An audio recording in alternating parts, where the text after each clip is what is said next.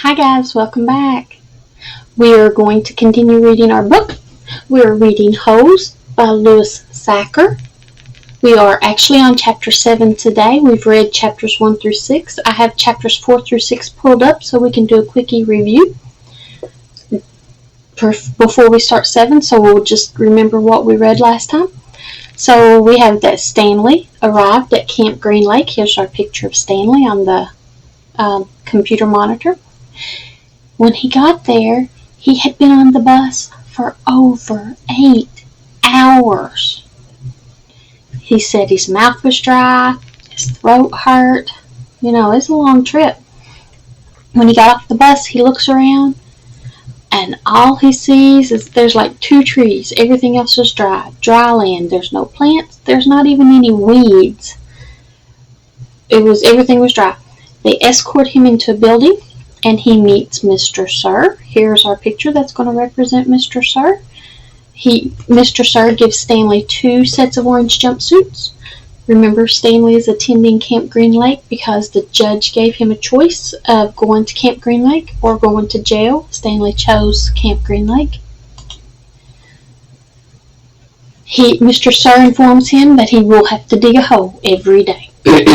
Stanley is also assigned to Tent D. There are several other campers in the tent with him. He meets his camp counselor, Mr. Pendansky. Here's our picture on the screen that's going to represent Mr. Pendansky. The other kids in the tent with Stanley ask him, what'd you do to get sent to Camp Green Lake? And Stanley tells them what he did. He told them he stole shoes from a famous baseball player, even though Stanley says he's really innocent. He just didn't tell that to the boys. So that is our quick review over chapters 4 through 6 in Hose by Louis Sacher. We are going to go ahead and read chapter 7 in Hose. But as always, we are reading the adapted version. Now all that means is we're getting pretty much the same content, not as much text. I've condensed the text down. So let's go ahead and start with Hose by Louis Sacher. We are still on part 1. You are entering Camp Green Lake, but we are ready to move on to chapter 7. Stanley had a hard time trying to dig the hole. The ground was hard. It hurt his hands, and the shovel put blisters on his hand. The hole had to be 5 feet wide and 5 feet deep. This was the same length as his shovel. So Stanley has this shovel. Okay, so here's Stanley. He has this shovel.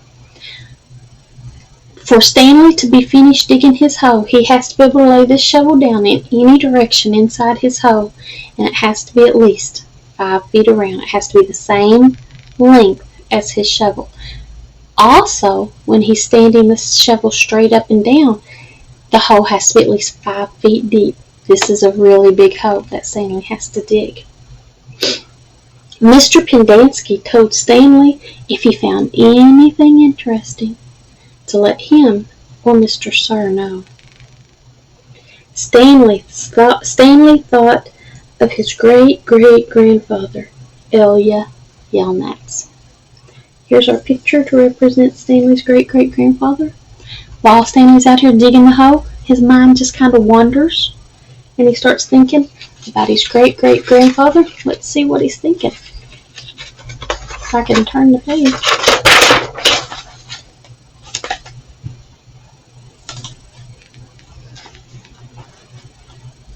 When Elia was 15, he wanted to marry Myra Mankey. Igor, a pig farmer, also wanted to marry Myra. Igor offered his fattest pig to marry Myra. Elia asked Madame Zeroni to help him marry Myra. He made her a promise. Elia then realized he didn't want to marry Myra. and boards a boat to America. Elia forgot about his promise to Madame Zeroni. Stanley continued thinking about his great-great-grandfather while digging the hole.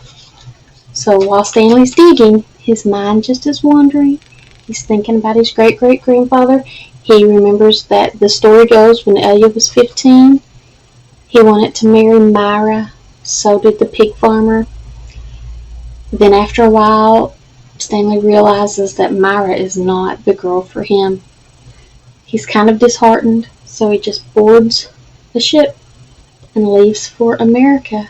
And when he does this, he forgot that he had made a promise to Madame Zeroni, who had helped him.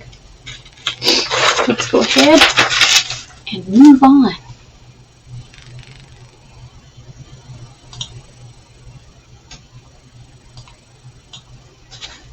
Let's look at the questions. Now, if you have this printed out, fabulous. If you don't, it's not a big deal.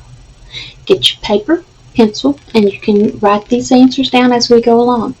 Pause it here, go get paper and pencil, come back, and do it with us.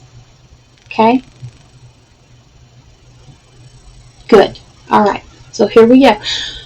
We're going to go over the questions. We'll find the answer in the book as we need to. Remember, I want your answers. Okay? Don't wait for me to give you the answer. You write down your answer or circle it, and if you find out you're wrong, that's okay. You can go back and fix it. But I want to start with your answers. So let's go ahead and start. What is the title of our book, our story? Flying to Mars, Hatchet, or Hose? So what's the title? Flying to Mars, Hatchet, or Hose? Determine your answer. Write it down or circle it.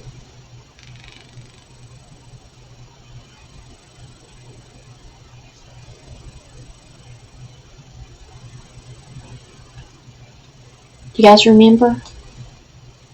Our title is Hose. Now, how do I know that? Well, I could look at my book again if I needed to and see right here. Hose is the title of our book. Number 2, who is the author of the book? Gary Paulson, Louis Sacher, James Patterson. Who is the author? Write your answer down or circle it.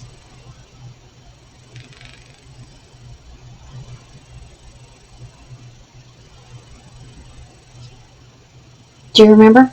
Does everybody remember? Louis Sacher is our author. Now, remember, author means that's the person who wrote the story. Okay? Question 3. How deep does Stanley's hole have to be? Now remember, it's not only deep, but it's wide. It's the same thing. But how deep does it have to be? 4 foot by 4 foot? 5 foot by 5 foot? Or 6 foot by 6 foot? How deep and wide? 4 foot by 4 foot, 5 foot by 5 foot, 6 foot by 6 foot. Write your answer down or circle it.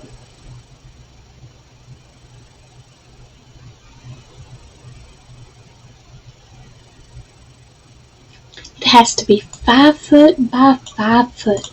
Do you remember the shovel? It was a 5-foot shovel.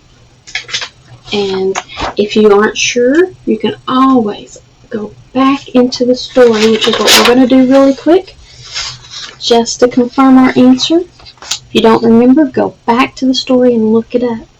And it says right here, the hole had to be 5 feet wide and 5 feet deep. So that's how we know our answer is correct. Let's go ahead and look at the next question. Make sure you're coming up with your answers, circling them, writing them down, whatever works. If you're not correct, you can go back and change it, but I want you thinking this through first. Okay? Number 4. Who is Stanley thinking about while digging his hole? His grandfather, Mr. Sir, or Mr. Pendanski? Look at the screen. Who is Stanley thinking about while digging his hole? His grandfather, Mr. Sir, or Mr. Pendanski? Write your answer down or circle it.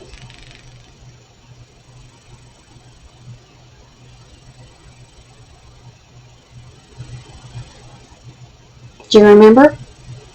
He was thinking about his great-great-grandfather, Elia.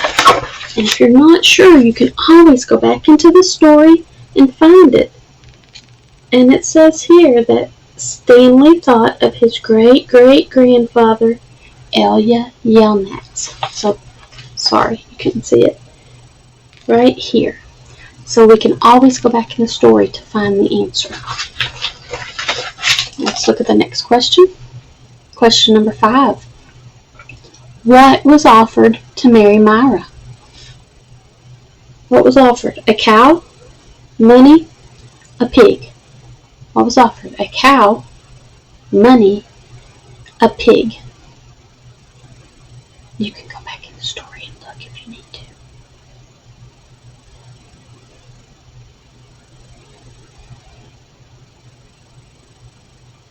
Did you write it down? Did you circle it? Okay.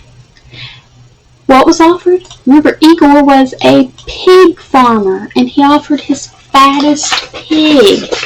If you weren't really sure about that, you could always go back in the story and see it's right here. Igor, a pig farmer, also wanted to marry Myra. Igor offered his fattest pig to marry Myra. So that's how we know that's the correct answer. We can get those answers straight out of the story. Last question. What did Stanley's great-great-grandfather do to Madame Zeroni? What did he do? Did he forget about his promise? Did he steal her shoes? Or did he help her? What did Stanley's great-great-grandfather do to Madame Zeroni? Forgot about his promise, stole her shoes, or helped her? Write down your answer or circle it. Don't wait on me. You come up with your answer, please.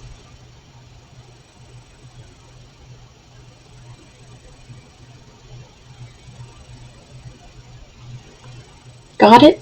You know it? I bet you did. He forgot about his promise. Stanley's great-great-grandfather forgot he'd made a promise to Madame Zeroni for helping him.